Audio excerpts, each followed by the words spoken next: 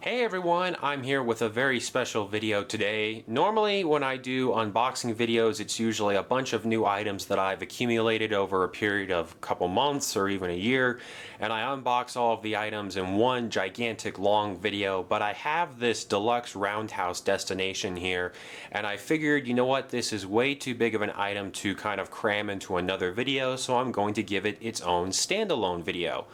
This is an item that I picked up from a store called Tuesday Morning, which I've talked about in the past, and really it's a place where all of these discount toys go to when they can't be sold at other higher end retailers. So I presume at one point this was probably being sold at like Toys R Us or maybe even just the online Fisher Price website, and it was never sold. So then it made its way to Tuesday Morning, where it was being sold for about $79.99, which is pretty much $80. And then Tuesday Morning dropped the price down even further to $59.99. And I figured, you know what, with the advent of Thomas and Friends Wood, it's probably going to be a long time before we see a destination like this with this type of quality. And honestly, this Deluxe Roundhouse has gone through a couple of changes over the years, but it's been in the Thomas Wooden Railway line for pretty close to a decade around there. So I figured, you know what, I'm probably never going to be able to buy the Deluxe Roundhouse at this low of a price ever again. So I picked it up, and it actually rang up for about $50 at the checkout.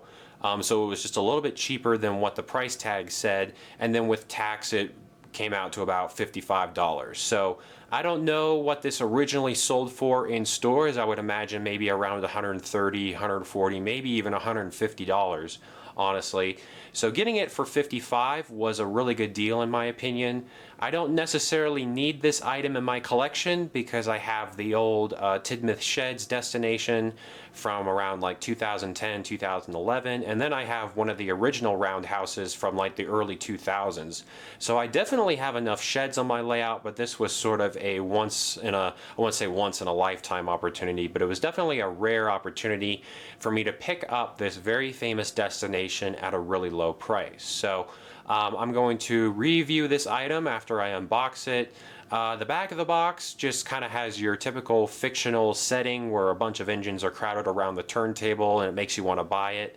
But what's really funny on both the front and the back, Fisher Price and Mattel have used the Learning Curve promo engines in their pictures, which is kind of interesting because basically Mattel is advertising the Learning Curve engines, which is a completely different company, on their own products. So I think that pretty much sums up how much Mattel cares about the Thomas and Friends Wooden Railway line. But anyway, I'm really excited to unbox this massive destination. I don't know how it fits inside this tiny little box. I mean, the box is big, but considering what we're going to unbox, it seems kind of small. And not only do you get the roundhouse, it also comes with a red turntable, which is great as well. So I've been talking for far too long. Let's bust this bad boy open and see what's inside. I have a sneaky suspicion that there's going to be some building involved once we get this out of the box. Just looking at the box size, it doesn't seem big enough that the entire like roundhouse fits inside here. I think we're going to have to add on that upper level. But anyway, I will try to get as much of this unboxing on video as I can. We have some nice triangular packets here so that things don't slide around. Looks like this is the red turntable. Oh, that's really cool. I didn't even know there was a red one of these. So what I'm talking about is it has the 5 switches on each side. Normally, like the one I currently have, it has the 5 points where you're supposed to put it into the shed. But then on the other side, it only has 3. So I didn't even know this existed. That is really cool. What a pleasant surprise. Looks like this is the main shed area. Oh, wow. This is the whole thing. See, I was thinking, if this makes sense, I was thinking we were going to have to put the top level on or something. Can't believe this whole thing fit in there. That is incredible.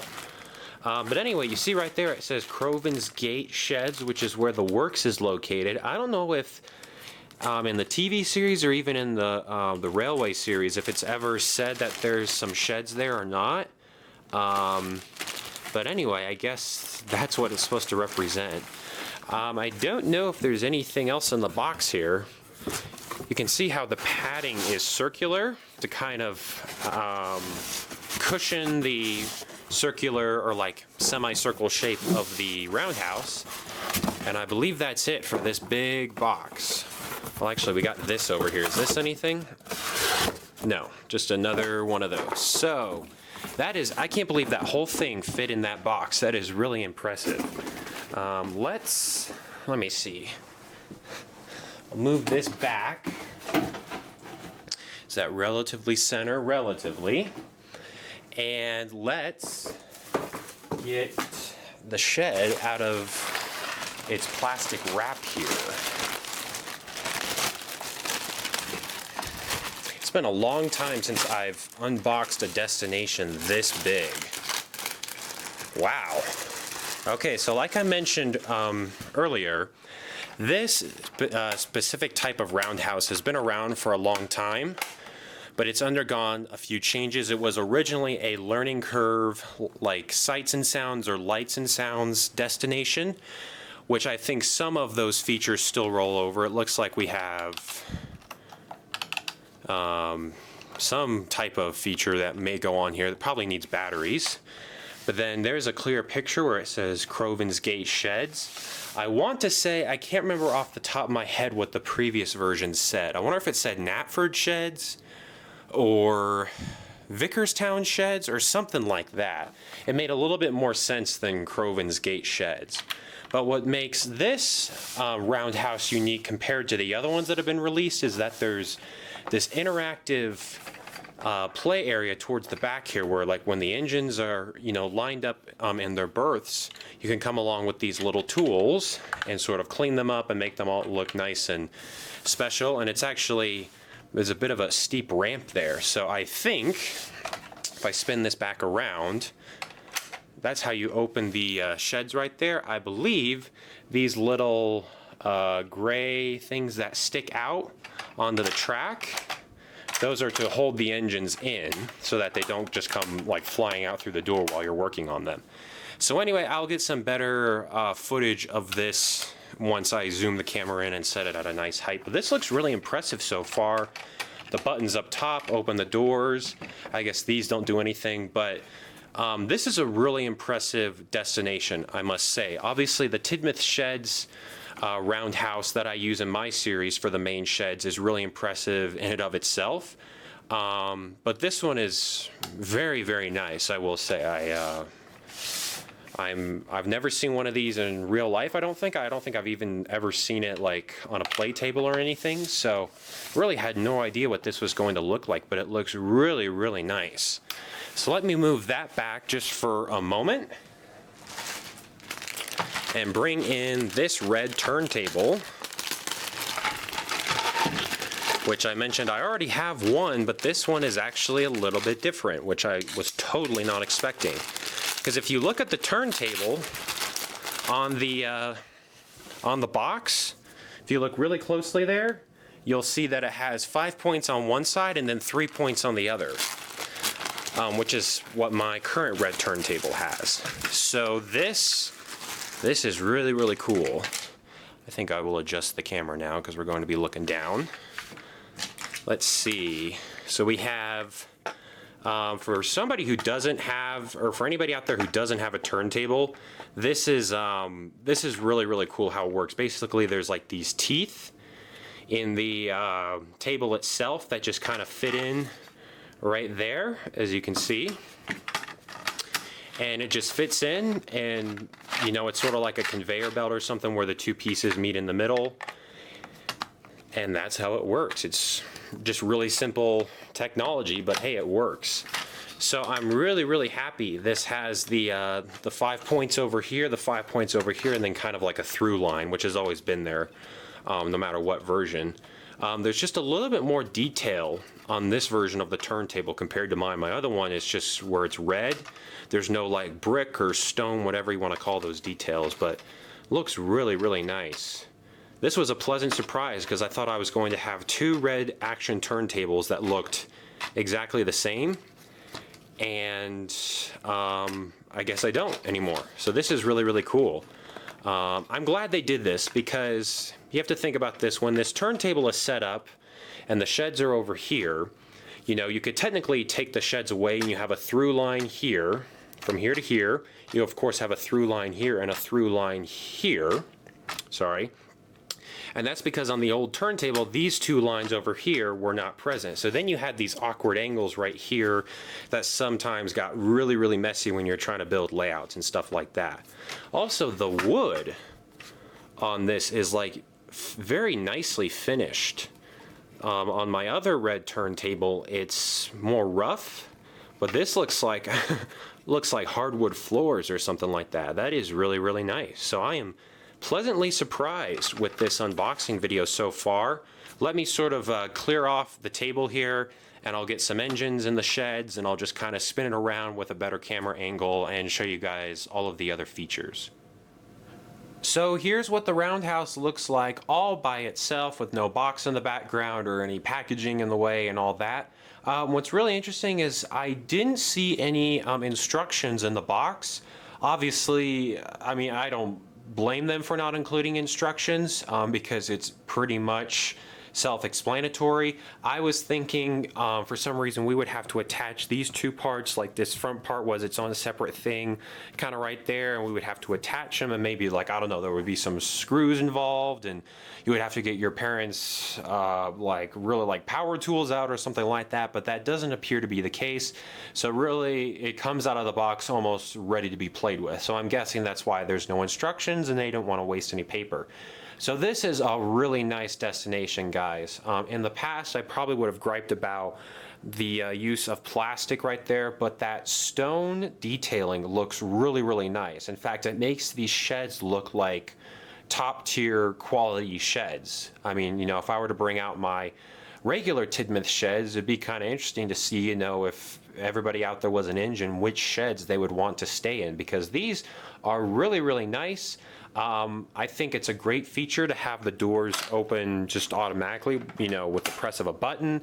Sometimes I see this destination being sold on eBay or just like, you know, local ads and Craigslist and stuff, and sometimes the doors are missing. So I wonder if that was a problem back in the day. Remember, this has been sold for, you know, like 10 years. It's gone through a couple of changes, obviously, but the premise remains the same. Something else that I did is I came along and put batteries in this little workman's shed right here. It just takes a screwdriver and this opens up, and you need 3 AA batteries that go in like this. And then here is like the sound button, and then there's like an on and off switch, and it's pretty quiet. So I'll let you listen. It's just like some ambient engine noises and workman sounds.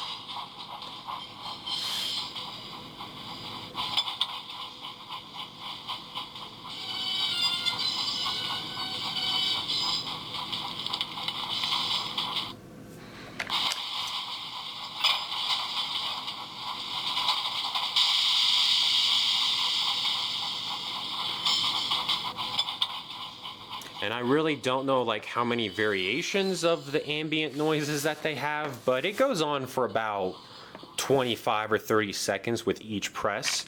Back here I didn't really show this off that well when I first took it out of the box.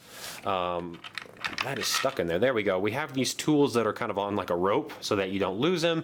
But the idea is that you push an engine in here and then you come in and you fix them all up. There's some really nice detailing. It's kind of dark, I apologize, but there's some nice detailing right up in here. It's all plastic, but it's still really, really nice. Yeah, just the lighting's not that good, but you can kind of see there's like some really fancy like modern architecture in there, which is obviously really nice. They could have just left that blank, but they didn't. It'll be really interesting to see, once I get some engines in here, how they cope with this incline. Like I said, I talked about, you know, that gray little thing that sticks up on the track there to, you know, what I assume is to keep them from rolling away, but you never know. And on the side here, we have more detailing. It looks like it's almost 2 o'clock. and again, a very big sign that says Cravens Gate Sheds. So I talked about earlier, you know, in the past, I want to say, I think when this originally came out, it didn't even have like this banner right here. Maybe even just said like Roundhouse or something. But then as it's gone through a couple of variations, the name has changed. I want to say for a very brief time it was called Knapford Sheds or Vickerstown Sheds or something like that. Please correct me if I'm wrong. But then currently, I believe this was like the last version of these sheds that was produced. The bottom of this is dated 2012, by the way, which is when Mattel was designing all this stuff before it took it over from Learning Curve. So Cravens Gate Sheds is a peculiar name because as far as I know, there is not like an actual sheds at Cravens Gate. There is definitely like a workman's area because that's where the works is, but there's nothing like this sort of roundhouse area that this destination implies, which is not necessarily a bad thing, but I just know there are some people out there that are really, really specific about, you know, what certain destinations look like and everything. So if I'd had it my way, I don't know if I would have called this the Cravens Gate Sheds. I think Vickerstown Sheds would have been perfect because there are actually sheds located at Vickerstown.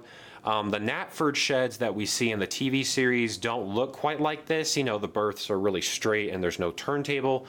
But then again, I think we should just be happy that it's at least named something. I've always been a fan of, you know, rather than just calling like a bridge the Sling Bridge, calling it like the Skarloey Railway Sling Bridge is, to me, better because it implies that there is a connection to the TV series, to like these actual characters that we really enjoy. So I think it's better that they called it Cravens Gate Sheds simply than just leaving it blank. Also over here, there's a little switch that turns it off. So if you have like somebody who really just wants to listen to ambient train noises all day, you can turn it off. Just easy as that. I'll probably take the batteries out of here because I can't imagine myself actually using the sound feature, but it's a really cool sound feature. I thought it would just, I didn't know what I didn't know what I was in for, to be honest, when I put the batteries in, but it's just kind of like an ambient workplace thing. So in my opinion, since these are called the Cravens Gate Sheds, if you don't have any of the Steamworks destinations, this could really be your Steamworks, honestly. Because in the back there with all the tools and sort of like the elevated ramp that the engines sit on, it really is a nice opportunity to sort of kind of explore your imagination and be like, you know what, since these are called the Cravens Gate Sheds, I'm just going to use it as sort of like my repair sheds. And it makes sense because when the engines are being repaired, they do like to be covered. At the same time, you can use it as like a roundhouse style of sheds where the engines come and rest after a long day and that sort of thing.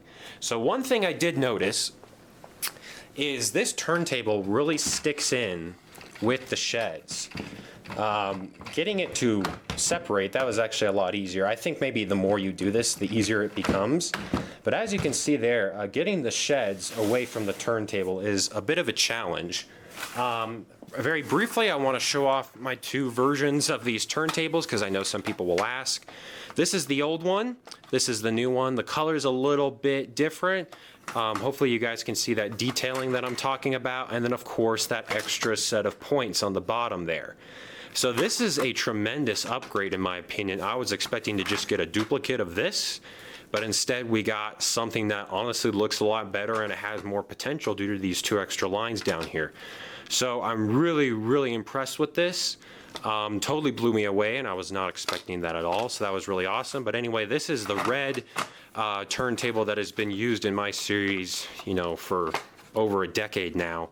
It's a little beaten up here and there, and like I said, you know, I talked about how on the other turntable it was more finished while this is just kind of raw wood. It's like there's almost like a sealant or a cover over this. It's really, really slick and you can kind of see the reflection and the light there.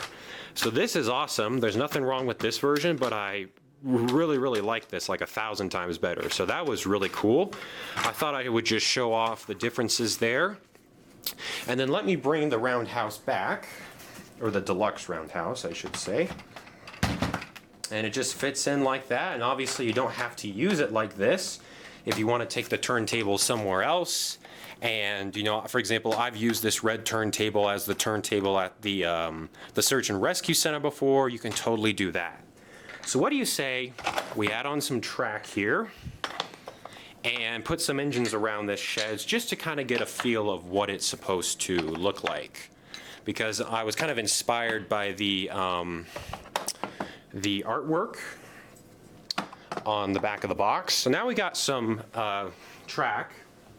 Oop, I thought I had an extra piece, but I don't. And let's try to even this up here. All right. So now, just outside of this picture, it doesn't seem like there's anything wrong with this. You don't even know that the end of the track is right there. And let's add some characters. So we have Thomas here. And so let's see if let's see, does the turntable work really well? It does work really well. You always got to check that. In fact, Thomas is about to fly off the turntable because it works so well. Sometimes I think my old version of the green turntable was kind of sticky in some areas, so it's always good to check that. These can actually come off if you don't want them there. These appear to be pretty locked in though, so I'm not going to try to force them out. But anyway, if I open the shed door, ooh, that's so easy. Okay. So you can kind of see that Thomas is at a bit of an angle, but when the door is closed, he's just sort of pushed back there and you wouldn't know any better, honestly. And then what happens, I presume Thomas gets released. Oh, kinda. Not as much as I was thinking he would. I was thinking he would come shooting out of there. Okay, you see, oh, you guys can't see it. Let me zoom in. So you see those gray things at the bottom there. When you press those in, they're supposed to release the engine.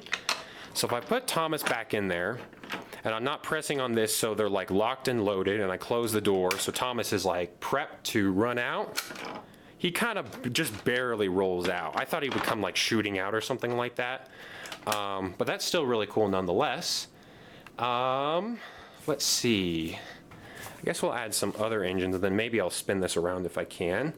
Let's add in, let's move Thomas to here just for now. Let's add in Edward, and maybe move him to this berth. So how does it work with the tender engines? Well, it appears to work pretty well, actually.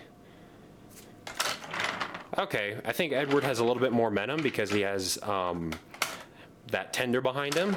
So he literally does come rolling out of there. That's what I was thinking was going to happen.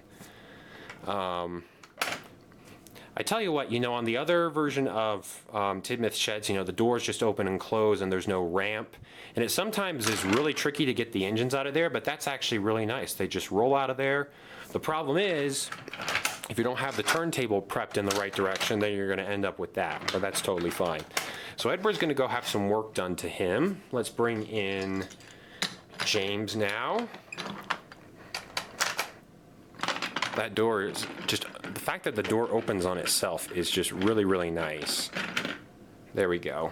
So hopefully you guys can see they're at a pretty steep angle in there, which may not look entirely natural, but that's just the way it is. And then finally, I think I'll add in Henry.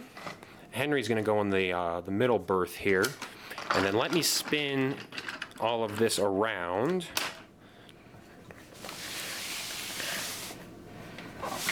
If I can. Hang in there, Thomas. Okay, so this is what it looks like from the back side. They're at some pretty steep angles in there. But then you bring in like your wooden railway workman figures. I think I have one. Here we go. You bring in this guy and you just position him like he's working on Henry, and tell you what, it looks really natural. In fact, it looks kind of cool. Whereas like at the steamworks, sometimes like the engines will be hoisted up into the air. It makes them look like they're being worked on versus, I guess, like they're just, I don't know, sleeping, for example. So that really, to me, this whole area back here where we have the tools, and if I can get Gordon to stay, I think I messed that up. But the whole area back here with the tools and everything really makes me believe, kind of like how it says on the side, this is meant to be like a Cravens gate / steamworks type of shed area. Let's put Toby in there. So yeah, there's like an oil can to make sure the engines are oiled up. There's a wrench. That looks like a brush. A hammer. Yep. In case you need to fix some things. And then this looks like a paintbrush at first glance. Yep. So really, really cool stuff. And then I've kind of overlooked this. The detailing on the side there is of course really, really nice. And I think this looks awesome, to be quite honest. However, just me personally, this ramp area pretty much signifies that this is supposed to be a like a works area shed. And I want to say very early versions of this destination did not have the ramps. It had sort of it had the buttons on the front where you hit the engines and they come flying out. But I don't think they might have been, I mean, there might have been ramps there, but I don't think they were that steep, to be quite honest. So, all right, let's turn everything around again. I'm trying to move this on my green modeling carpet thing, and it's moving the whole, if you can see that, the whole thing wants to move. So, the track has been a little bit messed up, and for good measure, let's add in Percy right there. So from the outside, from this perspective, it just looks like the engines are in the shed. They look like they're pressed up right up next to the shed door, which is kind of funny. But then if we go through one by one, Edward comes rolling out, which is really good. You guys probably hear the bells in the background. That's my cat, but I'm so far along in this review that I don't want to start over. Gordon comes rolling out. My cat is making an awful lot of noise, sorry. But hey, that's what's fun in these really long videos. They're not as serious as my other ones, so we can have some nice fun. So basically, if you can hear, oh, hi. My cat is really meowing. Then again, I'm not gonna start over because I'm 15 minutes into this spiel and I don't wanna do it again. So, definitely the engines with tenders have some momentum as they roll down there. You could kind of see Toby was struggling, and I think just for good measure I'll put Thomas in there. But it's really funny, they're crammed up right next to the shed door. It's like they're begging to be let out. And he just kind of rolls out really, really slowly, but then let's put Henry in here. And it's kind of cool to see how far they can roll. You need to look for that lock there. There you go. Look at that, almost like perfectly onto the turntable almost, and I could just get ready to go and the engines could be off and on their way, ready to start the day. So guys, you know what? I think that's gonna do it for this review. I have to do something about my cat because she's obviously not happy about something. This was a really fun unboxing video. You know, if I had done this in a normal other unboxing video, it would have just taken forever, and the video would have been like, overall would have been like, you know, 2 hours long or something like that. And I thought since this was such a cool big destination, I would just give it its own standalone video. If you can, I really recommend getting this destination. I don't think if you have like some other form of roundhouse or sheds, you really don't need to go out and buy this one. However, it is extremely impressive in its grand stature and height. I mean, we have like these, I guess they're like windows, and even at the night, they kind of look like lights, you know, or something like that. So it's really, really impressive. But like I said, if you have some other form of the sheds, in my kind of opinion, I think if you want to have like a realistic Thomas Wooden Railway layout, you need to have at least like some version of the sheds, even if it's just like a work shed or like a single useful engine shed or something like that. I really recommend getting this. However, with the way the Thomas and Friends wooden, you know, merchandise line is going right now, I know there is supposed to be a wood version of Tidmouth sheds, but it's unpainted to say the least, and there's some other kind of bad things about it. But hey, it's the only version of the sheds that's kind of like readily available at the time. So who knows, you might be able to find this at like some discount store like I did, or I would recommend checking out eBay. You know, shipping's going to be really high. It's a heavy box, so no matter like where you get it shipped from, it's going to cost a lot, which is probably going to drive up the price. But anyway, I'm a big fan of this destination, and sort of kind of like the hidden gem, in my opinion, is this red turntable with all of the extra points, which is just a nice, refreshing change. So I think that'll do it. Thanks for joining me in this special unboxing video where I, you know, looked at the Deluxe Roundhouse, aka the Cravens Gate Sheds. Hope you guys enjoyed the video, and thank you so much for watching.